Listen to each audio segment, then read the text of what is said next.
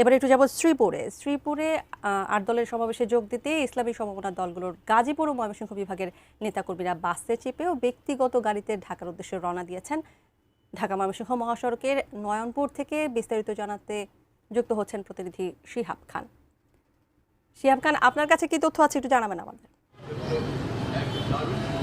দেখুন তানিয়া, ভোরের আলো ফোটার সাথে সাথে রাজধানী ঢাকায় যে ইসলামী দলের যে আজকে সমাবেশ, সেই সমাবেশে যোগ দিতে কিন্তু ঢাকা ময়মনসিংহ অঞ্চলের ময়মনসিংহ বিভাগের কয়েকটি জেলার ইসলামী সমমনা দলের নেতা কর্মীরা কিন্তু ইতিমধ্যে ঢাকায় প্রবেশ করেছেন। এছাড়া গাজীপুরের নেতা কর্মীরা কিন্তু ঢাকায় প্রবেশ করেছেন।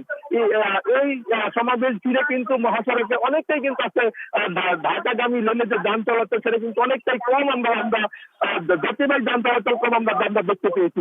এর কারণ হিসেবে কথা বলেছিলাম পরিবহন সংশ্লিষ্ট যারা আছেন, বাসের চালক, হেল্পার এবং বিভিন্ন পরিবহন নেতাদের কাছে। তারা জানিয়েছেন ময়মনসিংহ অঞ্চল থেকে যে সকল বাস তারা ঢাকায় যায় তার বেশিরভাগই কিন্তু এই সমাবেশ ঘিরে কিন্তু বুকিং করা হয়েছে, যার দরুন কিন্তু মহাসড়কের যাত্রীবাহী যান চলাচল অনেকটাই কিন্তু সীমিত রয়েছে। এছাড়াও কিন্তু বাসের পাশাপাশি কিন্তু নেতা কর্মীরা কিন্তু আপনার ট্রেনে করে কিন্তু ময়মনসিংহ অঞ্চল থেকে ঢাকায় প্রবেশ করছেন বলে আমরা জানতে পেরেছি। অর্থাৎ মহাসড়কের খুব সকাল থেকে কিন্তু নেতা কর্মীদের একটি চাপ কিন্তু ঢাকায় কিন্তু প্রবেশ করেছে এই মহাসমাবেশ সফল করার জন্য।